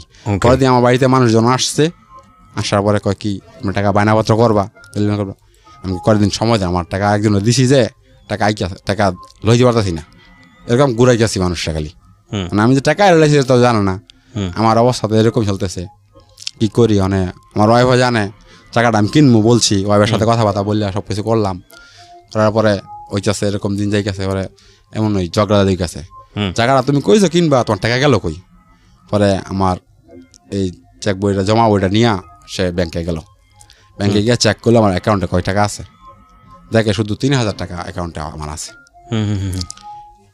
পরে আমার ওয়াইফ করলো, ম্যানেজার ইয়ের সাথে অ্যাকাউন্টে জিগেলো, সে কত লক্ষ টাকা পর্যন্ত এই পর্যন্ত জমা দিছে খালি। পরে হ্যাঁ 13,60,000 টাকা মতো আপনার হাজব্যান্ড খালি জমাই দিছে, 1 টাকা উড়ায় নাই এর বিনিময়। আচ্ছা, 13,60,000 টাকা জমা দিয়া উড়ায় নাই। এরপরে আর জমা দেয় খালি উড়াইছে বসে দিন, খালি টাকা সে উড়ায় খালি নিচেই, জমা দেয় নাই। আমরা বলছি বাবু টাকা পয়সা জমা টমা দেন না, দিই ব্যাপার কি, সব সময় যে ভালো না আমাকে এগুলি বলছে। পরে আমার ওয়াইফ আসলো, আইসা পরে আমার বাবারে বা কাকা করে ডাইকা বললো, কই দেখেন আপনার পোলায় 13,60,000 টাকা ব্যাংকে জমা দিছে, এর মধ্যে জমা দিছেই আর উঠায় নাই, এর মধ্যে উড়ান যে শুরু করছে, তারপরে আর 1 টাকাও থই নাই, সে 1 টাকাও থই নাই। এরকমই বলছে জায়গাটা লইব, জায়গাটা লইতে পারে নাই। তারপর এগুলি অনেক ঝগড়াঝাটি হইলো। পরে আমার বাবাটা ভাই আর কাকারা বইলো, কয় দেখ বাবা যা করছ জীবনে অনেক তো করলি রঙ্গ তামাশা করতে বলতো, জীবন খালি ব্যর্থ, তুই দেখতে কিছু পাইলি না। কই যে তুই এক খাওয়া শিখছস, আমাদের ফ্যামিলির মধ্যে এগুলি কিন্তু কেউই খায় না, এরকম নেশা কারোই নাই, তুই যে এক নেশা করলি। পরে আমার ওয়াইফ বলতেছে, কয় তুমি দেখো সম্পর্ক করে আমার ইয়ে আছে, বইতে আমার বাড়িতে মান সম্মানের ইটা কম, আমার দৌড় কম, তুমি সম্পর্ক করে বিয়া করছো, তোমার ইচ্ছায় বিয়া করছো, এটা করছো, তুমি যদি এগুলি এই জুয়া টুয়া ইয়া বাটে বা খাও, তোমার জীবন, তোমার ছেলে বড় গেছে, তোমার ছেলেও তো একদিন দেখে গেলাই হঠাৎ করে। তার কথা আমি সেটা শুনি না, আমার খাওয়া খাইতেছি আর খেলা খেলতেছি। পরে আমার বাবা আবার কিছুদিন পরে এরকম একটা, বাবাই আমাকে 1 ডিসিম টাকা রেজিস্ট্রি করে বাড়ি থেকে দিছে, দেওয়ার পরে আছে জায়গাটা, পরে রেজিস্ট্রি করে দিছে। পরে আমার বোর ওয়াইফ আমার কাছে কথা, তার ছেলে হয়েছে, আমি তোর আগেই রেজিস্ট্রি করে 1 ডিসিম টাকা দিয়ে দিলাম। দেওয়ার পরে উনি আমার ব্যবসা আর আয় নাই, যে জায়গা মাসে 20,000 30,000 40,000 টাকা ব্যাংকে থুইছে, আয় নাই, খালি ব্যয় করতেছি। ব্যয় করতে করতে পরে এরকম হয়েছে, ইনকামের আমার মিষ্টি মোটা টুকটাক চলতেছে, কিন্তু নাম ডাক আগের থেকে আস্তে আস্তে উঠছে যাই, আবার এমন মরতেছে, নষ্ট হয়ে গেছে। যেমন তোর মানুষের একদম একেবারে ওভারলোডে জানা নিয়ে থাকা। পরে হঠাৎ করে মানুষে কয় সে ইয়াবা খায়ও, ইয়া বিক্রিও করে, আমি কোনোদিন ইয়াবা বিক্রি করি নাই, ইয়াবা খালি খাইছি। খেতে খেতে পরে এমন চলতেছি, আমার জীবন চলতেছে, খালি ইয়াবা খাইতে খাইতে পরে গেলাম যে বাড়িতে বসেই খাই। আমার মাঝে মাঝে আমার ছেলেও দেখে ফেলে আমি ইয়াবা খাই। আমার ওয়াইফ আমাকে বলে, কয় দেখো তোমার পোলায় তোমার দেখে ফেলা কি খাও, তোমার কাছে তোমার সামনে কয় না, গিয়া আমার ছেলে আমার কাছে কয় দেখো বাবাই কি খাইতেছে জানি, আচ্ছা, মানে ছেলেই দেখে ফেললো। হ্যাঁ, দেখে ফেললো। পরে কয় দেখো আমার আমি খাওয়ার পরে আসার পরে আমার ওয়াইফ কান্দা কইরা বলতেছে, কয় দেখো তুমি আজ কি খাও, তোমার ছেলে তোমার দেখে আর তুমি এগুলি খাও আমার কাছে কয়। তোমার কাছে কইতে পারে না ঠিক আছে, কিন্তু আমার কাছে তো কয়, সে তোমার বয়ে তোমার কাছে কিছু কইতে পারে না। কয় তুমি যেগুলি করতেছ, কয় দেখো করতেছ এমন ওই একদিন যায় 2 দিন যায় খাইতেছি চলতেছি। পরে আমার ছেলেও প্রায় এবার লেখাপড়া কইরা ভালো রেজাল্ট করে, প্লেতে প্রথম স্থানাধিকারী, নার্সারিতে প্রথম স্থানাধিকারী প্লেতে উঠছে, এবং প্রথম স্থানাধিকারী ও আনা থাকতো, বড় আনা উঠছে কেজিতে প্রথম স্থানাধিকার করে। দেখো ছেলেটার কি লেখাপড়ার মান টান, তুমি একটু হ্যার দিকে নজর দাও, একটা মাস্টার রাখো, রাইখা তারা লেখাপড়া করাও, দেখবা সেই তোমার করবো, তুমি এই রঙন সব ছেড়ে দাও। পরে আমি তারপরেও গেলি সারি না, ছেলে আমার দেখালায় দেখে পড়াই দিলি দেখে, তারপরে এটা আমি সারি না। পরে আমার ওয়াইফ এগুলি লিয়া হয়েছি করে, আমি আরো ওয়াইফে বকাবাজি করি, মাইদার করি, এগুলি চলতেছে আমার জীবন। আচ্ছা, চলতেছে। পরে এমন দেখেছে, পরে এমন আশেপাশের থেকে আরো আমি ঋণ যে করতেছি, আমি ঋণ করতেছি, যেমন আমার ব্যবসা যে ভালো আছিল, এমন দেখছে ভালো চলতেছি, মানুষের টাকা মাসে হাওলাত দিয়েছে আমার অনেক, হাওলাত দিকে এমন আমি ইঞ্জিওর থেকেও 1 লাখ 1.5 লাখ টাকা চাইলে আমার দেয়। আমি একটা ব্যবসা করি, জানে এলাকার সবাই নাম ডাক আছে আমার, এরকম দিকেছে এমন ওই পরে 4-5 লাখ টাকা আবার উল্টা আমি ঋণ হয়ে গেলাম। আচ্ছা, চলতেছে ঋণ হয়ে গেলাম, কারণ এই টাকা পয়সা দিব কি হবে, মানে আমি খালি দিন যায়, আমি খরচই করি, খালি আয় নাই, আমার ব্যয় হয়, ইনকাম যাওয়া এত বেশি ব্যয় করে লাই। ইনকাম 1,000 টাকা, খাইয়ে লাই 2,000 টাকা, আচ্ছা, জুয়া খেলে লাই 5,000 টাকা। চলতেছে এরকম জীবন চলতেছে। আমার ওয়াইফ খালি কান্নাকাটি করে, কয় দেখো পরে হঠাৎ করে মানুষের ঋণ আর কতদিন আমার দিব, মানুষের যখন পাওনাদার দিতে পারি না, বেকা টাকা দিতে পারি না, তাই আনছি যার থেকে দিতে পারি না, এই মানুষ বাড়ি ঘরে আসা শুরু করতেছে, আসতেছে বলতেছে ঘরের নিমুঙ্গা ভাঙ্গা, এই আলমারি নিমুঙ্গা ভাঙ্গা, ফ্রিজ নিমুঙ্গা, হ্যান করবো না ত্যান করবো না। আমি কই দেখেন আমরা সবাই মিলে দেখেন আর 10 লাখ আর 7-8 লাখ টাকা ঋণ হয়ে গেছি আমি, আমার এই কয়টা মারলে তো আমার ঋণ সবার কেউ ক্লিয়ার হতো না। আর যদি ঋণ ক্লিয়ার তাহলে আমরা লয়ে যান গা, তখন দুঃখ নেই আমার, আমি বলতেছি এটা। মানুষ বাকাবাজি করেছে, মানে আমার তো বাকাবাজি গায়ে লাগে না, ওই নেশায় আমার টাকা অনেক টাকা গেছে গা হাতের থেকে, ইনকাম করার পরে টাকাটি নষ্ট চলে গেল গা, আমার গেছে না। মানুষ বাকাবাজি করে, অনেক কিছু করে, এমন করেছে। আমি ইয়াবা খাইতেছি এরকম করে। হঠাৎ করে একদিন পরে আমি ইয়াবা আনতে গেছি এক জায়গায়, আমাদের বাড়ির পাশে একটা মাঠে গেছি আনতে, নিতে গিয়ে আমার পুলিশে ফলো করে, পুলিশে ধরে। পুলিশে ধরার পরে পুলিশে আস্তে পিছন থেকে গাড়ি ঘুরে আসতে আমি ইয়াবা ফালাই দেওয়ার পরও আমার লগে যাই দিছে, সে পুলিশটা ফলো করার পরে আমার 2 জনকে গ্রেপ্তার করছে। গ্রেপ্তার করার পরে আমাদের 2 থানায় লিয়ে গেল। আমার ছেলে, আমার ওয়াইফটা সবাই কাঁদতেছে, কান্নাকাটি করার পরে গেল, আমার ছোট ভাইও গেল, আমার ওই সৎমাও গেল, আমার বাবাও গেল। দেওয়ার পরে ছাড়ে না, সে ইয়ামা বিক্রি করে। পরে কিছু মাইট দিল, মাইটটা দেওয়ার পরে আমি বলছি দেখেন স্যার, আমি ইয়াবা বিক্রি করি না, খাই, সেটা বলতে পারেন। বিক্রি করি না, আমার এই অপরাধ দিয়েন না, আমি খাই, অনেক ইয়াবা খাইছি আমার জীবনে। পাওয়ার পরে আমার ছাড়লো না, সেদিন সারা রাত থানাতে রইলাম। পরের দিন আমি চালান করে দেওয়ার পরে আমি ওখানে গেলাম, যাওয়ার পরে আমার নিয়ে এলো। আমার ছোটো ভাই ওই জায়গায় গেছে, ছোটো ভাই যাওয়ার পরে আমার ছোটো ভাই পরে আমি ছোটো ভাইয়ের সাথে ওদের কান্নাকাটি করেছি, আমি কি আমার কি ছাড়তে পারতি না, আজকে নিতে পারতি না, আমিও কান্নাকাটি করতেছি অনেক কিছু। ছোটো ভাই বলতেছে, কয় আরো গিয়া লেয়ার খা, ছোটো ভাই কানতেছে আর কয় আরো লেয়ার খা, আজকে আঙ্গমা নাই, তুই করছে গেলি, এটা কোনো যুক্তি হইলো? আজকে আমি অপরাধ করলে তুই ছুটে নিলে আমি মনটা বুঝিতাম, আজকে তুই বড় এই অপরাধ করছস, আমি তোর কেমন ছুটাই নিমু। অনেক বকাবাজি করার পরে আমিও কান্নাকাটি করলাম। পরে ওদিন করে আমার ছোটো ভাই কাউন্টার কিনা দিয়ে এলো, দিয়ে আনার পরে আমার যখন জেলে লিয়ে গেল, কোর্টের থেকে জেলে নিয়ে যাওয়ার পরে আমি সারাদিনই কান্দাকাটি করি, খাই না। পরে যেদিন রাতে নেওয়ার পরে যে খাবার দিছে, খাবার যোগ্য না, পরে খাইতে পারি নাই এদিনকা, খাইনি সারা রাত ঘুমায় নাই, সারা রাত চাই রয়েছি।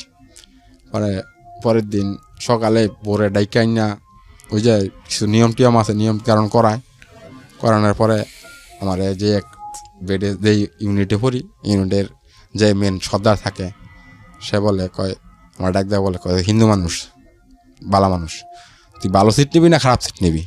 টাকা পয়সা এখন আছে না নাই? আমি কই দেখেন ভাই আমি তো গরিব মানুষ, আমার তো টাকা পয়সা নাই।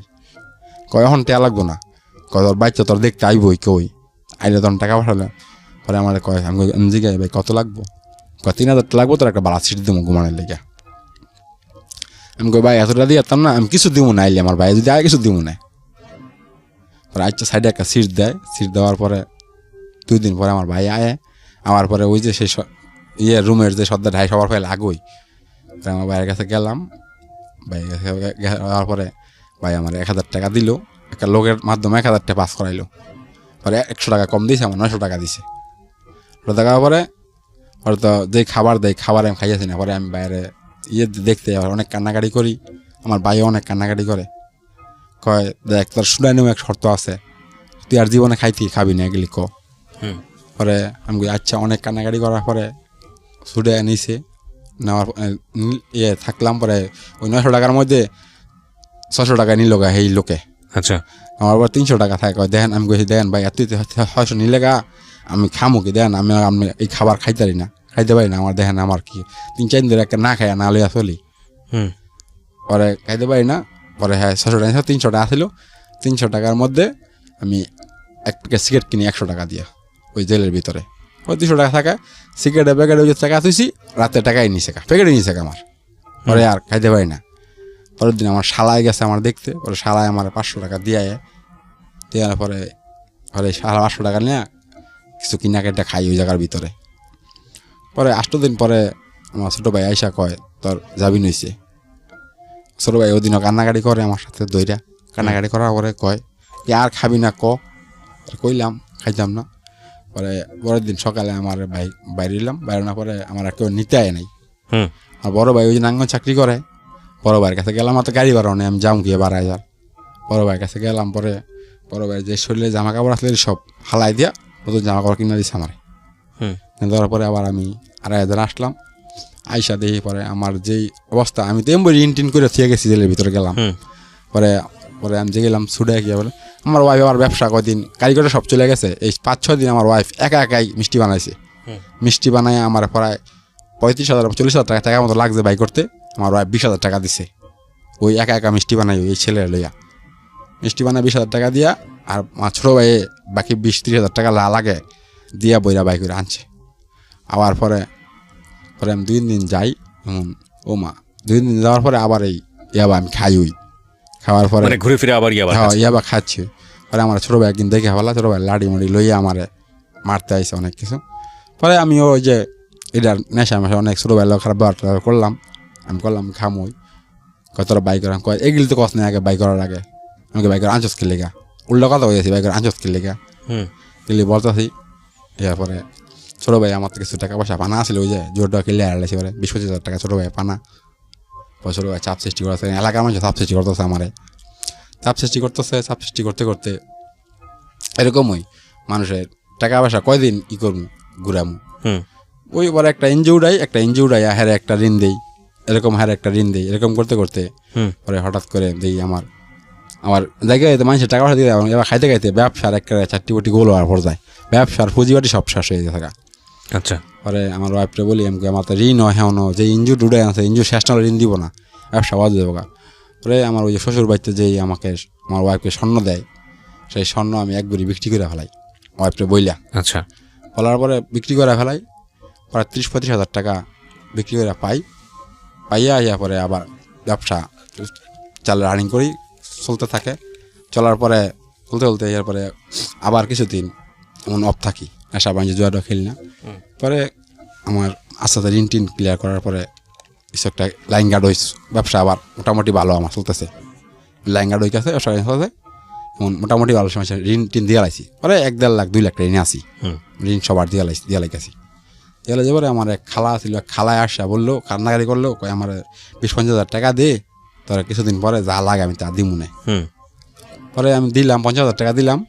50,000 দেওয়ার পরে আমার ছোটো ভাই নাগরফুল দিতে, আমার বাবা আমার ওয়াইফে নাগরফুল দিতে কয় তুমি যে আমার 1,000 টাকা দিলা, টাকাটা আনতে পারবানি? পরে আনতাম কই ঠিক আছে দেখুন না। দেওয়ার পরে আমার বলছে তারা 1 বছর পর 6 মাস পরে 2 লাখ টাকা দিব, 50,000 বললি ঋণ সব ব্যাংকে দিব।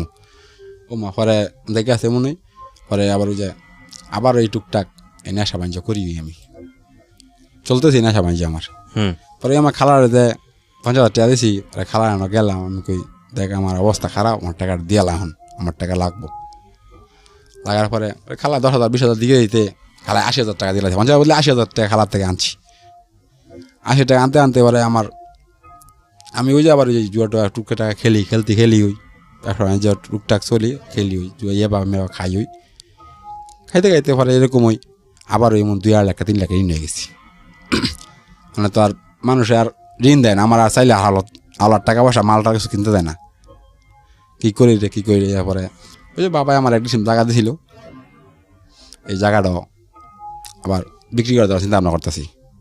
বিক্রি করে দিলে আমার বাদ দিকে আছে, কয় এই যে তোমার এই কারখানার মাল সামান আছে এটি বিক্রি করি নাই, মাল সামান আছে ইটি আছে এগুলি যাইবা কই। পরে যামু কই, পরে আমি কইলাম আমি কই যাই যা কিনা আমার 1-2 মাস সময় দিব, সময় দেওয়ার পরে কী করুন। পরে যে জায়গাও বেচতে পারি না, আমার বাবা জায়গা বেচতে যায় না তোর কাছে, জায়গা তো আর আমি দিছি তুই বিক্রি করে দিলে বিক্রি অনেক কিছু ওই কাছে এমন নেই। আমি জুয়াটা খেলি ওই মানুষের খালি খারাপ কই, বাবার খারাপ কই ওই পরে লাস্টে এক ফিনিশিংয়ে দেখাছে পরে আমার সৎ মাই জায়গা আমি কিনবো। পরে আমাকে জায়গা নাও আমার ঋণ ভেঙে দাও, ঋণ ভেঙে দিলে আমি বাচ্চা যাবো। পরে দূরে গিয়ে কী করে না করি তোমার দেখতা না, আমি একা এক মনে পরে এমন ওই বলতে থাকে এত টাকা ঋণ এক ডিসিম জায়গা এত টাকা দাম হইব 70-80 টাকা ব্যস্ত যাইব।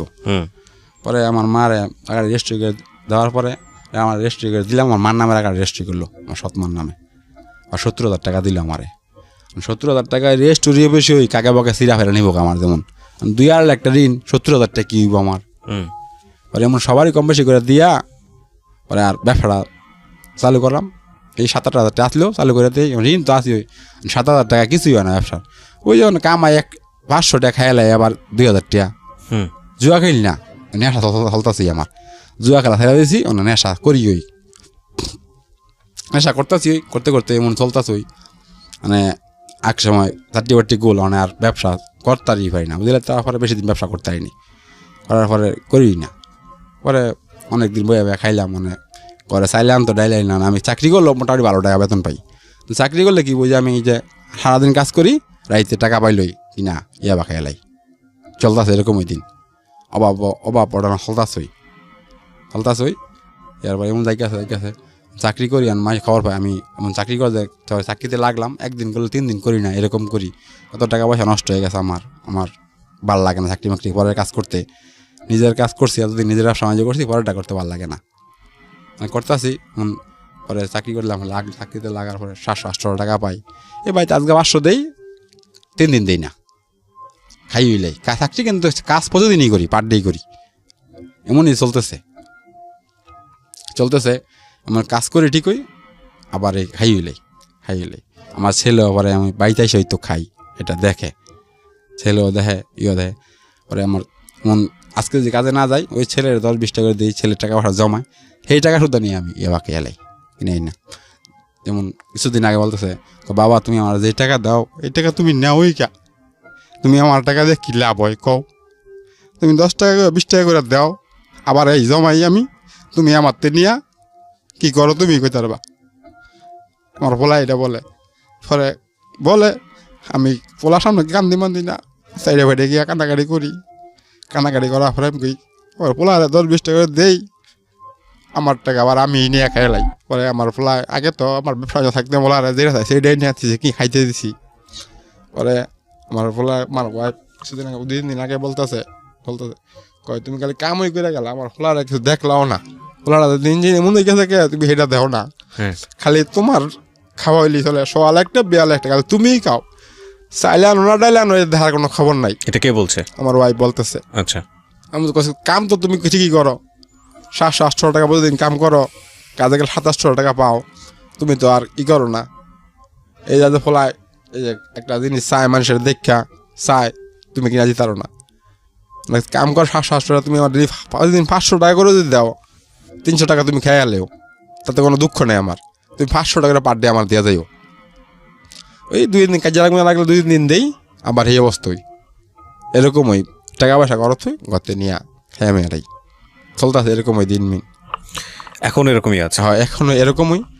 এখনো চলতেছে এরকম দিন। ওই যে টাকাটা বিক্রি করে ফেললাম, এখন তো আমি আমার বাবা জীবিত আছে দেখে এখন হবে সেই বাড়িতে আসছি, আমি থাকতে পারতেছি।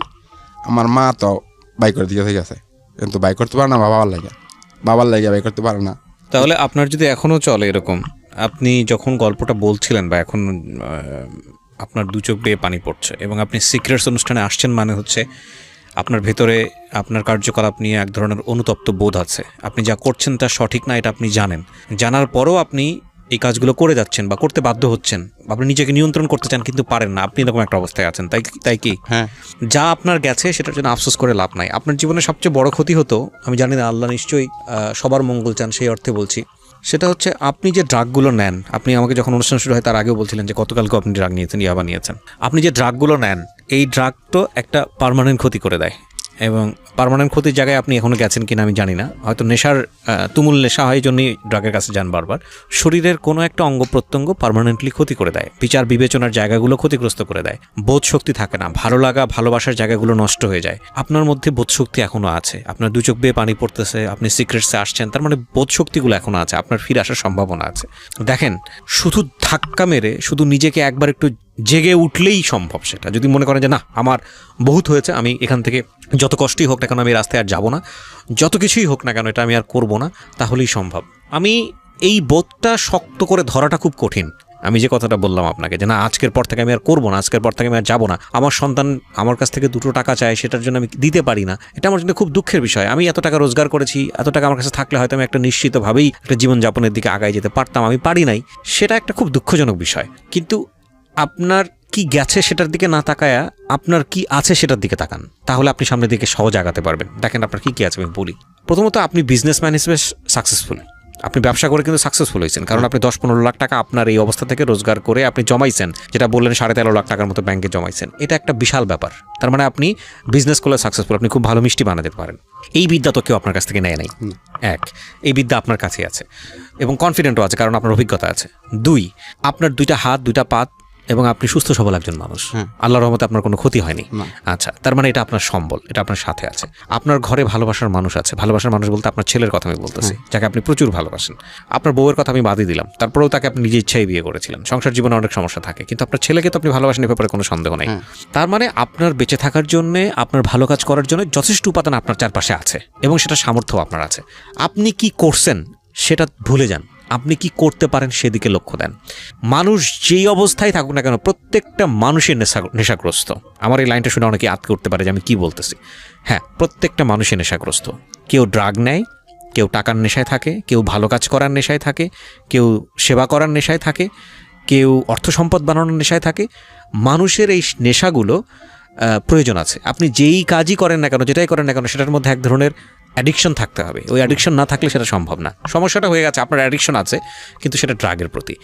আপনি যদি 13-14 লাখ টাকা খাটিয়ে আপনি যদি নিজের জমিটা কিনতে পারতেন, সেখানে যদি আপনার একটা বাড়িঘর নিজের হতে পারতো, তাহলে ওটার মধ্যে যে একটা আত্মতৃপ্তি, এই আত্মতৃপ্তিটা আপনি পাননি বলে আপনি জানেন না এটা নেশাটা কি। যেদিন আপনি পেয়ে যাবেন, সাকসেসফুলি করতে পারবেন, সেদিন আপনি আর অর্থগুলো অপচয় করবেন না। আমি বহু ইয়াবা অ্যাডিক্ট যারা আছেন তাদের ইন্টারভিউ করেছি আমার লাইফে, বহু। আমি আপনাকে যখন অনুষ্ঠান শুরু হয় তার আগে আমি জিজ্ঞেস করেছিলাম কী আছে এটার মধ্যে, আপনি বলছিলেন যে আপনি জানেন না আসলে কী আছে, কেন করেন তাও জানেন না, বাট আপনার করতে ভালো লাগে তো করছেন। তো এখনও ভয়ানক ধাক্কা আপনি পান নাই।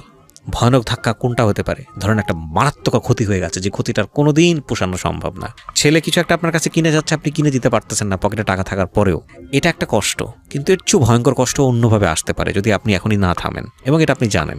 সুতরাং সেই জায়গাটা থেকে আমি আপনাকে অনুরোধ করতে পারি, রিকোয়েস্ট করতে পারি, এবং আমি বিশ্বাস করি, কারণ আপনার মধ্যে বিবেক আছে মনেই আপনি হয়তো সামনের দিকে আগাবেন। কোনো মানুষই পরিপূর্ণ ভালো মানুষ না। এই যে আপনার মধ্যে যে প্রবলেমটা আপনি নিয়ে আসছেন এইখানে, লাখ লাখ মানুষকে বললেন, যারা শুনলো তাদের মধ্যেও এর চাইতে অনেক বড় ধরনের প্রবলেম আছে, আমার মধ্যেও আছে, সবার মধ্যে আছে, সব মানুষের মধ্যে ভুল ত্রুটি আছে। কিন্তু এগুলো হচ্ছে মারাত্মক রকমের ভুল, এগুলোর কোনো সংশোধন নাই যদি আপনি আপনার সন্তানের প্রতি দায়িত্বটুকু ঠিকমতো পালন করতে না পারেন। আপনার সামর্থ্য ছিল, তারপর আপনি পারেননি শুধু নিজের ভুলের কারণে। এই জায়গাটায় আপনি কোনো কিছু ছাড় দিতে পারবেন না, কারণ আপনার সন্তান কিন্তু বড় হচ্ছে। এবং আপনি চিন্তা করে দেখেন, আপনার সন্তান যাদের সাথে বড় হচ্ছে, তারা যদি বলে যে তোর বাপ নেশা করে, তুই নেশাখোরের সন্তান, এটা কত ভয়ঙ্কর রকমের কষ্ট হতে পারে। আবার এরকম ওরকম অনেক মানুষকেও আপনি পাবেন যারা জীবনের এক পর্যায়ে নেশা করছে, কিন্তু তারা তো পরিবর্তন হয়েছে, তাদের দেখে আরও 10টা মানুষ পরিবর্তন হতে পারে, এরকম জীবনযাপন দিকে তারা আগায় গেছে। সুতরাং আপনার দ্বারা ভালো কিছু করার সম্ভাবনা এখনও আছে, আপনি চাইলেই ভালো কিছু করতে পারেন, কারণ আপনার ভিতরে কষ্ট আছে আপনার এই জীবনটা নিয়ে। আর দ্বিতীয় কথা যেটা বলতে চাই, যে আপনার কিছু করা উচিত, কারণ দেখেন যে পরিমাণ কষ্ট করে আপনি মানুষ হয়েছেন, আপনার মা ছিল না, সৎ মায়ের কষ্ট, খাইতে পারেন না, এটা পারেন এটা পারেন না, তারপরে তো সৃষ্টিকর্তা আপনাকে 2 হাত উজাড় করে দিচ্ছে, পয়সা করি কোনো কিছুর অভাব নাই, হ্যাঁ, কিন্তু আপনি শুধু এই নেশার কারণে আপনি এটা একটা ভুল পথে চলে যাচ্ছেন। সুতরাং আমি মনে করি আপনি এটা চেষ্টা করেন, এটা আমি মনের জায়গা থেকে বললাম। আর যদি একান্তই না পারেন, তাহলে আপনি বারবার চাচ্ছেন কিন্তু পারতেছেন না, রিহাবে চলে যান। আপনি নিজে গিয়া বলেন যে ভাই আমি চাচ্ছি কিন্তু আমি পারতেছি না, বহুবার আমি চাচ্ছি কিন্তু পারতেছি না। ওয়াইফের সাথে কথা বলেন, বাচ্চার সাথে কথা বলেন, সুন্দর করে তাদেরকে বোঝান, রিহাবে চলে যান। রিহাবে চলে গিয়ে 2 মাস লাগুক, 3 মাস লাগুক, 6 মাস লাগুক, ওইখানে থাকেন। একটু কষ্টকর জীবন, কিন্তু আপনি সুস্থ হয়ে ফিরে আসতে পারবেন। এটা হচ্ছে একদম ডাক্তারি লেভেল থেকে বলা যেটা। আমি একটা নাটক দেখছিলাম অনেকদিন আগে, সম্ভবত এটা আজিজুল হাকিমের অভিনীত নাটক। ওই নাটকটাতে যেটা দেখায় যে ক্যারেক্টার যে সে নেশা করে এবং সে বের হয়ে আসতে চায় কিন্তু পারতেছে না। তো এক পর্যায়ে সে তার মাকে বলে যে আমাকে একটা ঘরের মধ্যে বন্দি করে দাও। সে হিরোইন নিত এবং আমি একটা দিন যদি বন্দি অবস্থা থাকতে পারি, এত বেশি এক্সট্রিম লেভেলের নেশা করে সে যে 2 ঘন্টা 3 ঘন্টা পর তার ড্রাগ নিতে হয়। তো বলে আমি যদি একটা দিন শুধু ওভারকাম করতে পারি নিজেকে, তাহলে আমি কন্ট্রোল করে ফেলতে পারবো। তো বলে আমি একটা দিন বন্ধ থাকবো ঘরের মধ্যে, এবং আমি যদি মরেও যাই, আমি যাই বলে রিকোয়েস্ট করি না কেন, তুমি দরজাটা খুলবো না। ওর মার কাছে মা ওকে ঢুকায় দেয়, ঢুকায় দেওয়ার পর বন্ধ করে দেয়। এবং তারপরে হলো ওর ঘাম ছুটে যায়, ওর ভয়ঙ্কর রকমের চিৎকার করতে থাকে, ভয়ঙ্কর রকমের গালিগালাজ করতে থাকে, বের হয়ে আসতে চায়, কিন্তু ওর মা ওকে বের করে না। এবং শেষ পর্যন্ত সে একটা দিন চলে যায় এবং ওভারকাম করতে পারে বিষয়টা। এবং এই নাটকটা আমার সিনটা এখনও মনে আছে। নেশার বিষয়টা তাই, একটা মনের মধ্যে ভয়ঙ্কর রকমের ক্ষুধা তৈরি করে যে একটু নেই এবারই শেষ, আর নিব না, এবার নেই, এই মজাটুকু নিলেই হয়ে যাবে, কিন্তু বারবার ওটা ওই জায়গাটায় নিয়ে যায়। এরকম হয় যে ওরকম কালকেও গতকালকে আমার তো টাকা নাই, 1 টাকাও নাই, আমি কীভাবে কী করবো? আমি রিক্সা ভাড়া আমার কাছে যাবো সেটাও নাই, সিগারেট খাবো সেটাও টাকা নাই আমার কাছে। কী করলাম, মাথা আমাদেরকে দুশ্চিন্তা প্ল্যান, আমি করেছি খাবো না সেটা বলতেছি, সমস্ত দিন বলতেছি খাবো না। হঠাৎ করে আমি আলমারিটা খুললাম, আমার ওয়াইফের নুপুরটি পেলাম, নুপুর বিক্রি করে দিলাম। সেই নুপুর নিয়েই আমি একখানে রেখে 1000 টাকা নিলাম, খেয়ে ফেলছি। কালকে কিন্তু আপনাদের অফিস থেকে ফোন দিছে, আমার পকেটে 700 টাকা, একটা বোতল কিনছি, খেয়েছি 700 টাকা, আমি তো আসতে পারবো টাকায়, সমস্যা হবে না আমার। ও মা, একটু 7টা 8টা বাজে পরেই একটা ইয়াবা কিনছি, ওই 500 টাকা যা ছিল 500 টাকা জুয়া খেলে ফেলছি। আমি শুধু এটাই বলতে চাই আপনাকে, সকালে হওয়ার পরে আপনাদের জায়গায় যে আসবো, আমার থেকে 1 টাকাও না। আমি এরকম বহু কেস পেয়েছি জীবনে, এরকম অনেকে এসছেন এখানেও। আমি আপনাকে শুধু এটুকুই বলতে পারি, ভাই আপনার সৎ ইচ্ছা লাগবে, আপনার সৎ ইচ্ছা, এবং আপনি যেটা করেন, আপনার আশেপাশে যারা ইয়াবা বিক্রি করে বা যাদেরকে আপনি চিনেন, এদের সাথে সমস্ত যোগাযোগ বন্ধ করে দেন, আপনার পুরো সার্কেলটার সাথে যোগাযোগ বন্ধ করে দেন। কারণ ভয়ঙ্করতম দিন কিন্তু সামনে, ভয়ঙ্করতম দিন। এবং এই ভয়ঙ্করতম দিন, এটা কত ভয়ঙ্কর হতে পারে আপনি চিন্তাও করতে পারবেন না। যেহেতু আপনার ওই জিনিসগুলোর প্রতি আগ্রহ নাই, আপনি ভয়ঙ্কর জিনিস ফেস করার চাইতে আপনি বড় কষ্টের জায়গায় আছেন আপনার সন্তানের বিষয়ে, পরিবারের বিষয়ে। সুতরাং আপনি একটা নিজে থেকে চেষ্টা করে যান, আর না হলে আপনি গো টু রিহাব সেন্টারে যান, এবং রিহ্যাবিলিটেশনের জায়গায় আপনি 3 মাস থাকেন, 6 মাস থাকেন, ওরা আপনাকে ভালো করার জন্য চেষ্টা করবে। আপনার ওয়াইফকে নিয়ে যান, যত কষ্টই হোক না কেন, ওইখান থেকে একটা টাইম পার করে তারপর আপনি ফিরে আসেন। এই 6টা মাস পরিবারকে খাবার দাবার সব কিছু জোগাড় করে দিয়ে আপনি যান, এবং আপনার জন্য এটা ভালো হবে। আমি বলতে চাইছি, মানে আমি তো আর 6 মাসের জায়গায় থাকলে তো আমার সংসার চলবে না, আমি আর চিকিৎসা হবে না। কারণ আমার ইচ্ছা, আর এটার থেকে আমি একদম বিরত থাকতে চাই, কারণ এই জীবনে আর আমি এটা চলাতে চাই না। আর আমার বিশ্বাস, আমি আপনাদের সাথে শুধু আশা যেন আমি আপনার কথা খুব ভালো লাগে আমার থেকে। আমি সমস্ত রাত আপনাদের কথা শুনি, রবিবার এবং বুধবার, আমি মিস্টেক করি না কোনোদিন আপনার কথা অনেক ভালো লাগে আমার। সে কারণে আমি সারা রাত চাই আপনার কথা শুনতে। আমি জানি আপনার কথা শুনলে যেমন ভুলে থাকতে পারবো, ভালো লাগে আমার। সেকেন্ডে ইচ্ছা হয় আমি এটার দিকে যাবো না, তো তারপরে যাই। তো এখন তো আমার তরুণী অবস্থা, এখন আমার ঘরে অনেক মাল আছে, কিন্তু আমি ঋণ আছি, প্রচুর টাকা, বলে 2.5 লাখ টাকার মাল আছে। আপনি সহজ করে বলি আপনাকে, ধরেন আপনি যে এখন বাড়িতে যাবেন না, যার পথে আপনি অ্যাক্সিডেন্ট করে মারা গেলেন, আপনার এই মাথায় যে চিন্তাগুলো আছে না, এগুলোর কোনো দায় থাকবে তখন? আপনার ওয়াইফ কার কাছে থাকলো, আপনার ঘরে মাল আছে, আপনার ঋণ আছে কিনা, আপনার এগুলোর কোনো দায় থাকবে না? আপনি তো মারা গেলেন, এগুলো কি থেমে থাকবে না? এগুলোর মতো চলতে থাকবে। আপনার নিজে বাঁচা প্রয়োজন, আপনি ধীরে ধীরে মরে যাচ্ছেন। আমি এই হার্ড কথাটা আপনাকে বলতে চাইনি, আপনাকে ফার্স্ট বাঁচেন, এবং বাঁচার জন্য আপনাকে রিহ্যাবে যাওয়া দরকার। সব কিছু ছেড়ে দেন। মনে করেন আপনি ডেড ম্যান, আপনি একটা পুরো সার্কেলের মধ্যে আছেন, যেই বা মনে করেন চারপাশে আপনার দানব, এই দানবটা আপনাকে মেরে ফেলবে এবং আপনি স্বাভাবিক জীবনযাপন করে দানব থেকে বেরোয় আসতে পারবেন না। সেই জন্যই আপনাকে বলতেছি আপনি রিহ্যাবে যান। 6টা মাস থাকেন, 3টা মাস থাকেন, পরিপূর্ণ সুস্থ হন। সুস্থ হওয়ার পরে জীবনে বহুত ঋণ শোধ করতে পারবেন, সংসার করতে পারবেন, বাচ্চা কাচ্চা সব কিছু টেক কেয়ার করতে পারবেন। এবং রিহ্যাবে যেহেতু ওরা প্রফেশনাল, ওরা জানে আপনাকে কীভাবে জিনিসটা করতে হবে। এবং আপনি যদি একটা সুন্দর জীবন পান, আপনি যদি সুস্থ থাকতে পারেন, আপনি যদি এসব থেকে দূরে থাকতে পারেন, তাহলেই আপনি এগুলো নিয়ে চিন্তা করতে পারবেন। আপনি এখন ওভারলোড নেবেন, চারপাশের এত কিছু আপনার মাথার মধ্যে এসে বসবে। আপনি যদি সুস্থই না থাকেন, আপনি যদি ভালোই না থাকেন, আপনি এগুলো শোধ করবেন কী করে? বরং আরও বোঝা হয়ে যাবেন। তখন আপনার আর এই জিনিসগুলো আরও বেশি বোঝা লাগবে আপনার কাছে। সুতরাং আপনার উচিত ফার্স্ট হচ্ছে রিহ্যাবে চলে যাওয়া। আপনার ওয়াইফের সাথে কথা বলা, সবার সাথে কথা বলা, বলে যে আমার এখন ট্রিটমেন্ট দরকার, আমার এই অবস্থা, আমার ট্রিটমেন্ট দরকার, এবং আমি ট্রিটমেন্ট যদি ঠিক মতো না হয় আমি শেষ হয়ে যাব। ঠিক আছে, তাহলে কী করতে হবে? আমাকে রিহ্যাবে যেতে হবে। যত কষ্টই হোক আপনার, আপনি রিহ্যাবে থাকবেন এবং থাকার পরে আপনাকে একটা, যখন দেখবেন যে না আপনি ঠিক করতে পারছেন, আপনার এটা ছাড়াও সুন্দরভাবে জীবনযাপন চলে, আপনি বের হয়ে আসেন, নতুন জীবনযাপন করেন, ফাইট করেন। এবং আমি বিশ্বাস করি যেই মানুষটা জীবনে খারাপ জিনিসের অভিজ্ঞতা নেয় এবং খারাপ জিনিস থেকে ফিরে আসে, ভালো জীবনযাপন করতে চায়, ওই মানুষটা স্বাভাবিক মানুষের চাইতে বেশি আউটপুট দেয়, সে বেশি ভালো কাজ করতে পারে, কারণ সে খারাপের টেস্টটা জানে। সুতরাং আপনার সামনে সম্ভাবনা আছে এবং আপনি এই জিনিসটা করেন, আপনি আল্লাহর রহমতে ভালো কাজ করবেন। আমি এটাই বলতে চাই আপনাকে। প্রিয় শ্রোতা, আমি আজকে বিশ্বাস করি যারা আজকের এই অনুষ্ঠানটা শুনেন অনেকেই হয়তো বা এই ড্রাগের মধ্যে আছেন। আমি জানি যারা এই নেশাটা করেন, শুধু ইয়াবা না অন্যান্য নেশাটাও নেন, তারা এটাও জানেন যেটা খারাপ, ভয়ানক রকমের খারাপ জিনিস। একটু ঠান্ডা মাথায় বসে চিন্তা করা উচিত। আপনি এত কিছু নিয়ে চিন্তা করার সুযোগ নাই। আপনি যদি আজকে শারীরিকভাবে বিকল হয়ে যান, চারপাশের যতগুলো জিনিস আপনাকে পেইন দেয়, এই জিনিসগুলো আপনার কনসার্ন থাকবে না, তখন আপনার কনসার্ন